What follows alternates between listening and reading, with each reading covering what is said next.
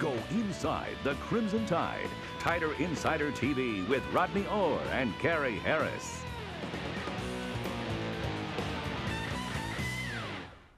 It was an offensive explosion inside Bryant-Denny Stadium this past Saturday.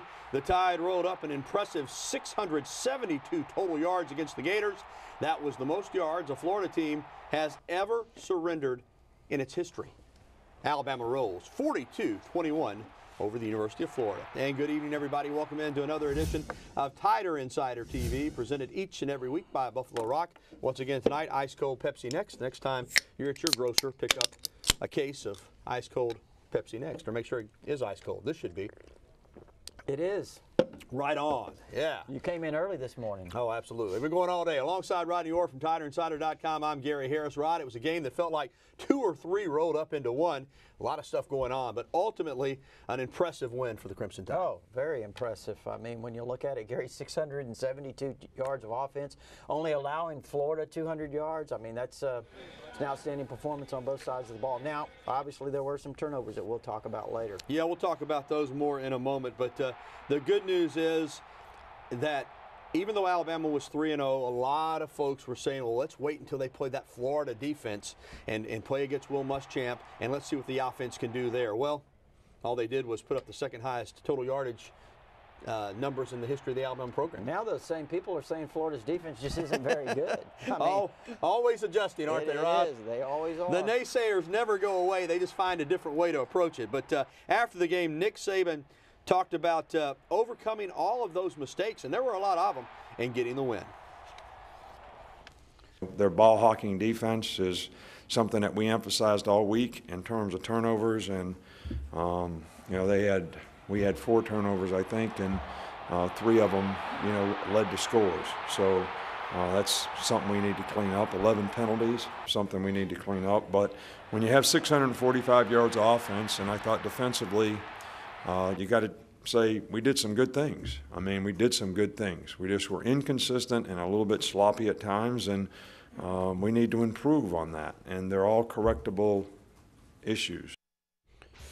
You heard Coach Saban say 645. That adjusted today to 672 because after that weird fumble in the second quarter, a lot of that yardage that was counted against Alabama as lost yardage should not have been counted once Florida had recovered that fumble initially.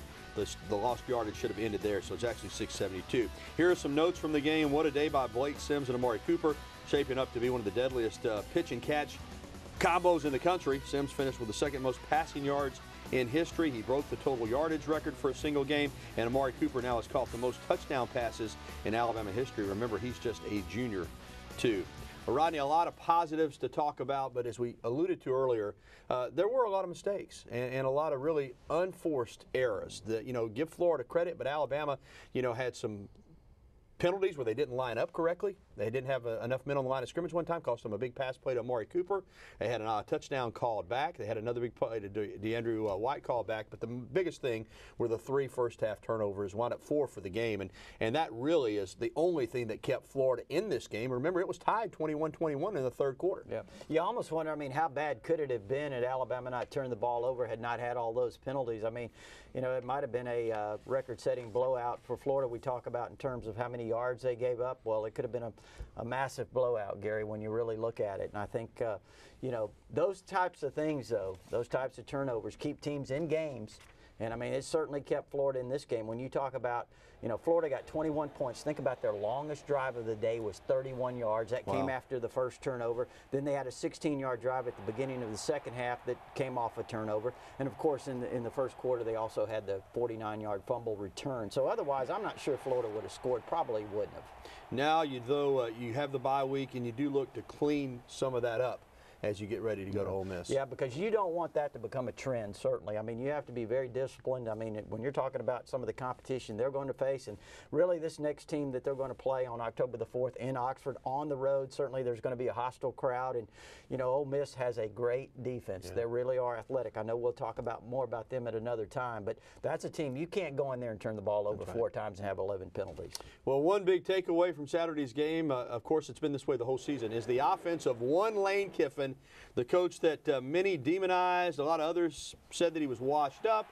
And now all of a sudden he's being talked about again as one of the top offensive minds in the country after another explosive performance. Rodney, there's no denying the numbers. Through 4 games, this is the most productive offense in Alabama history. Think about that for a moment. It's pretty impressive. I mean, I was thinking about Homer Smith's offense, Gary, and they were outstanding in 1989. You remember Gary Hollingsworth threw 5 touchdowns in that classic game against Ole Miss over in Jackson that really kind of got that team going. This team Saturday combined for 5 touchdowns. Blake had 4, and Coker threw 1, so that was 5 touchdown throws. The job that Lane Kiffin has done with the quarterbacks, especially Blake Sims, has been amazing. We talked about all summer long when we had all the callers asking us about, the quarterback situation, and we talked about how Lane Kiffin, the job he did with Jonathan Crompton at Tennessee, and he's kind of doing the same thing right now with Blake Sims, Gary. It's been amazing. Well, I know Nick Saban yesterday in Birmingham at the Monday Morning Quarterback Club was asked about Kiffin and the offense. Try to eliminate the other team having the opportunity to give you a negative play because you don't have enough flexibility to either spit the ball out to a receiver or change the play and go in the other direction. And I think that's the one thing that we've done a really good job of so far offensively. I think Lane does a great job in planning that way, and the players have executed pretty well. So how good has the offense been? Well, here are some of the numbers. 500 or more yards for 5 straight games going back to last year, all 4 this year. The Tide currently 6th in the country in total offense, and the yardage differential of 445 yards in the Florida game, ranked as the 10th most in terms of differential of yardage in Alabama history. That is really impressive. And actually, I guess it goes up to 472 yards now. Yeah. So a lot about the offense to be happy about. But, Rodney, I think overlooked in all this is the fact that the defensive performance, the best we've seen all year as well, no doubt about it. Yeah, they seem to be playing, Gary, with more maybe cohesiveness, understanding of what they're doing. And as Coach Saban's always said, when you know what you're doing, you play a little bit faster. And they certainly seem to be – they're starting to play a little bit faster. And, you think about 200 total yards, and as you alluded to earlier, all of Florida scoring drives, 2 of them, and then 1 was a defensive touchdown. Again, I mean, the game might have gone differently, but if you take away the turnovers, Florida, if you start them on their side of the field, they would have a hard time scoring in this game. Again, their longest drive was 31 yards. I thought, you had several guys that kind of stood out. One guy that really jumped off the page to me, really good to see. We kind of expected him at some point to do it. Is Jaron Reed up front. I think if you get A'Shawn Robinson back going again, A'Shawn missed a lot of camp with that knee, but if you get those 2 guys, those could be really, that could be really a tough duo there inside. Yeah, and Landon Collins, pretty much the Amari Cooper of the defense. He is just a great, great player. Here are the numbers. The Tide looking like a typical Nick Saban and Kirby Smart defense. Statistically, you see total D first in the SEC, rushing D first in the SEC, passing D third in the SEC, scoring D third in the SEC. And can you really give those 3 touchdowns to the defense? I mean, think about it. That's what we're saying, yeah. I mean, Alabama had not given up a touchdown, only 1 defensive touchdown surrendered to West Virginia. And this game, they gave up 21 points. But really, I don't think it's fair to credit those to the defense. Yeah, and that scoring defense, the kickoff return for West Virginia, and as you said, short fields all day for Florida. Again, there has only been 1 drive, and that was in West Virginia game where somebody took it on their side of the field and drove it all the way down against Alabama and scored a touchdown. So good D once again in T-Town. Much more to come on Tider Insider Television. Coming up, we'll discuss how the players feel going into Alabama's first bye week of the season. And next, Scott Braswell shows us how the Tide stays properly fueled. A special look inside the athletic department's nutrition program. And coming up, we'll be welcoming your phone calls, emails, and tweets. 205-348-WVUA, that's 348-9882. Email us, TITV@WVUATV.com, or reach out to us on Twitter with the hashtag TiderInsiderTV. We're coming back right after this.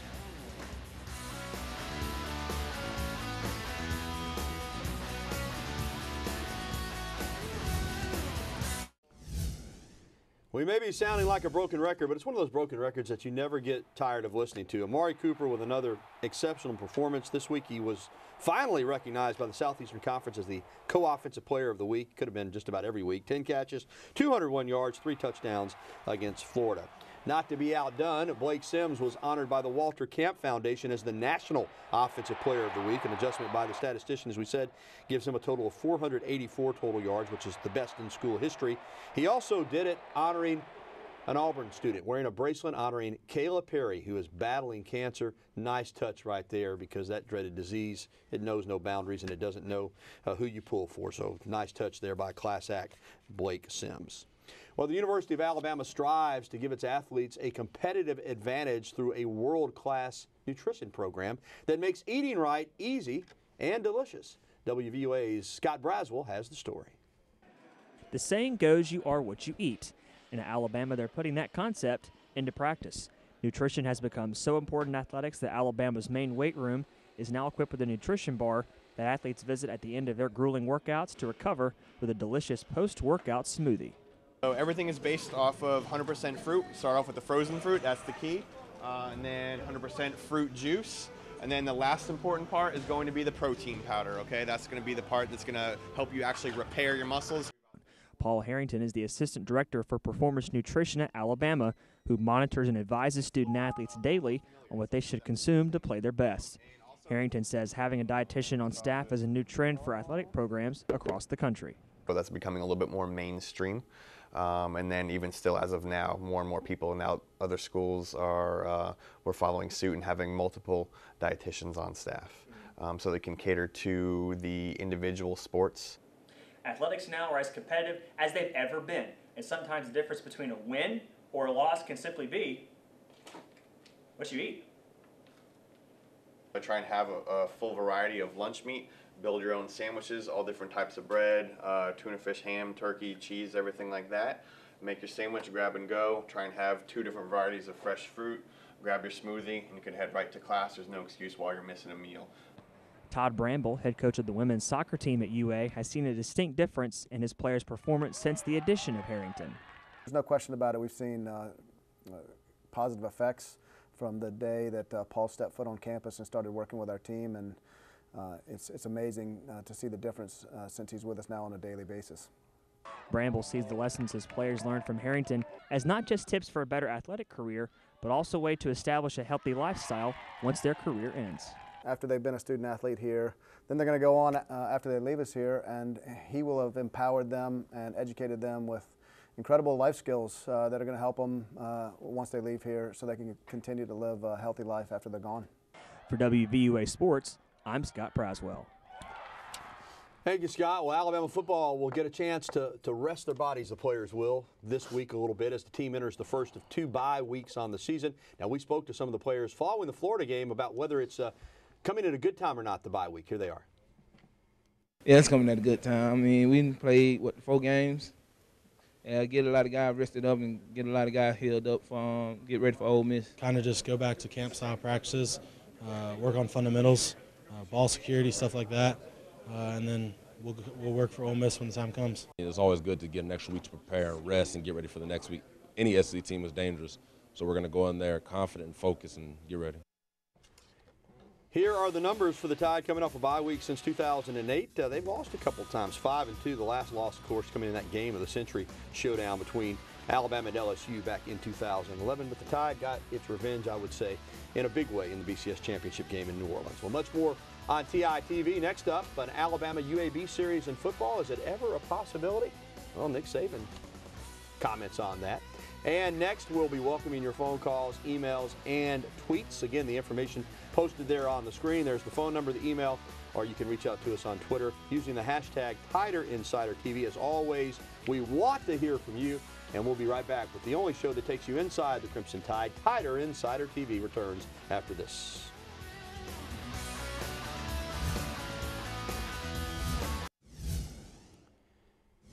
It's a question that people have asked for a long time. Why doesn't Alabama play any in-state programs other than Auburn? Just play them in the non-conference schedule. Nick Saban was asked about that issue yesterday at the Birmingham Quarterback Club, and he said it's not all his decision. It's always been my philosophy. When I was at Michigan State, we always played a rotating Eastern, Western, Central. You know, when I went to LSU, they had never done it before. I said, let's rotate the state schools. You know, here, I don't really think it's my place to make the decisions about whether we should or shouldn't do that. I'm not opposed to it, but I think that there's a philosophy that's above my pay grade that should make that decision. It may not be his decision, but nobody's above his pay grade. U of A, let's be clear on that. All right, Ronnie, you ready to head to the Med Center hotline, take some calls? Absolutely. All right, let's do it. Let's start it off with Fred right here in Tuscaloosa. Fred, what's up? How you doing? Very well. Roll Tide, baby. Yes, sir. Roll Tide.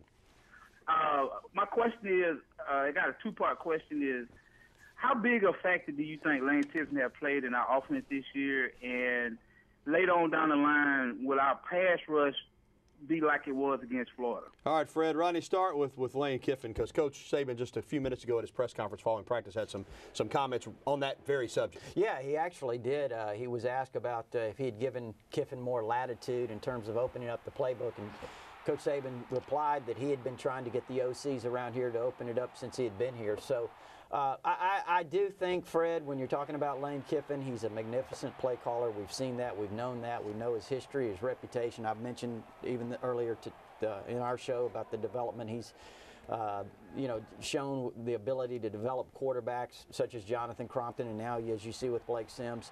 So I think he's made a major impact. I don't think there's any question about that, but I don't think that's unexpected. I mean, that's why Nick Saban brought him in, because he knew of the reputation, knows about Lane Kiffin's ability, Gary, and he tried to hire him when he first got here. Yeah, you remember. That was maybe his first choice originally. So I don't think there's any doubt about that. As far as the pass rush goes, I think the pass rush is going to continue to get better, because I think a lot of those guys are guys. DJ Petway, he had a few pressures.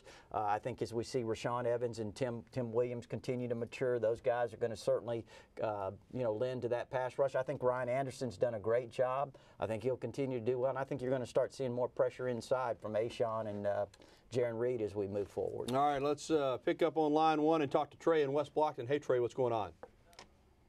Trey, you with us? Trey's gone, but he wanted to talk about O.J. Howard. Very popular subject. Well, O.J. got involved a little bit against Florida. Had a couple of catches, 22 yards. I like that play, Gary, when Blake Sims, you showed his awareness. When he looked up, he left O.J. Howard uncovered. He just took the snap and got it to him real quickly. And, again, that's a heady play. It is, and you wonder why that doesn't happen more often, because occasionally you'll see it. A quarterback will just go ahead and go through the snap count, and by that time they put somebody on him. But Blake saw it and threw it out to O.J. for an easy pitch and catch. All right, line two, Billy's waiting to talk to us. Hey, Billy, what's up?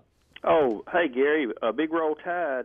I just wonder if maybe Bo Wallace will talk about beating Alabama himself this year like he did last year, and they got embarrassed real well. You know, Billy, and Rodney too, I bet Bo Wallace takes a much more understated approach this year. You really think so? I think he will. Yeah. He's already said he's the best quarterback in the SEC. And he may be, but I got a feeling he's going to take an understated approach in terms of Alabama. But let me say this, Billy, Alabama handled them last year, but early in the game, Ole Miss had a chance to make some plays that could have made that game differently. And he is talented, mistake prone a little bit, but Ole Miss is going to be ready. That's going to be a tough football game. I agree with you, Gary. And Ole Miss this is their game just about every year. I know Mississippi State's their in-state rival, but this game in Oxford is going to be, we've talked about it many times on the show before in past years, 2009 and the different times that Alabama's gone over there, just how important of a game it is for the Ole Miss people. Really think, and I know I said this last year, but they really believe, Gary, that they've got an opportunity with Alabama coming in this time to beat Alabama. And I know this, I know from talking to people, a lot of people over there close to the Ole Miss program, that Hugh Freeze and his staff have been talking. In the offseason, they were talking privately that Alabama could be had. So that's kind of what their thinking is. We'll see if Alabama can squash those Ole Miss dreams one more time, or if this is the year the Rebels rise up. We'll be talking about that a lot more next week. Well, more Tider Insider TV to come. And speaking of Ole Miss, official confirmation on where the Crimson Tide, what time that game will be, plus the baseball team. We know now for sure where they're going to play in 2015. And we'll have that for you coming back right here on Tider Insider TV.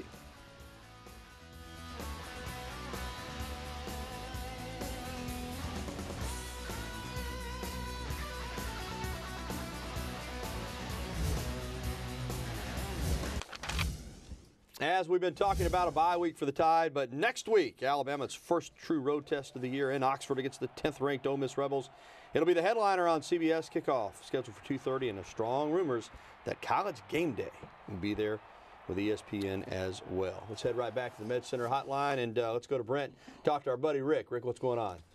How are y'all tonight? Very well. How are y'all tonight? Very well, Rick. What's up? Do you agree with this statement that Alabama has changed college football because of the ban of the Rose Bowl and the Nick Saban rule and the college football playoff, and even when '83, when Penn State used their Mike Goodwin's father to referee a game, and you can't do that anymore? Yeah, we'll talk more about the from the Nick Saban era on. We remember the infamous call on Preston Gothard in 1983. But I do think since Nick Saban's been here, there's been some adjustments made to try to slow Alabama down a little bit by other coaches making some noise, and there's been some rule changes. The biggest one, of course, is how the head coaches can visit recruits and so forth. Yeah, but that's what he was referring to. I would agree. I would agree with that. Yeah, the Saban rule, and I think when you look at that, he's had a history and a reputation of being a great recruiter, going out in the spring and having an opportunity to develop a lot of relationships with prospects, and head coaches have been allowed to do that until Nick Saban came back in the league and started having success. Yeah, all right. Trey's back with us from West Blockton. He got cut off. Trey, you want to make a point on OJ, so go fast. Can y'all hear me? Yeah, we got you. Okay, I was just going to say, if you have a true difference maker at that position, a guy in the vein of like a Rob Gronkowski, he could be the catalyst in winning the championship. He has to be more involved than 2 catches, for 22 or whatever it was Saturday, and prior to that, no reception. So. All right, Trey, you make a point. I'm going to disagree with you just a little bit. I think they'll get him involved, but when you're setting out, total offense records, I just have a hard time being critical. Well, I understand what he's saying in terms of getting him involved, but I agree with you too. But I think he has to also understand that there's a lot of different things that's being asked for these guys to do. It's not just catching the football, but I do think, Trey, that eventually you're going to see a game where O.J. Howard's going to have his breakout game. Yeah, we'll be back after this. Stay with us. There's going to be a brand new Sewell Thomas Stadium in a short period of time. But in the meantime, Alabama's got to play baseball somewhere. It's official. The Hoover City Council announcing that Alabama will play its games at the Hoover Met this coming season. $3,500 per home game is what Alabama will pay for use of the stadium. All right, that's going to wrap it up. Dinner time tonight. Buddy's Rib and Steak in Northport. Come and join us about 7:15. Also, special thanks to the locker room, as always, for hooking Rodney and I up in Original Elephant Wear. We'll see you next week, everybody.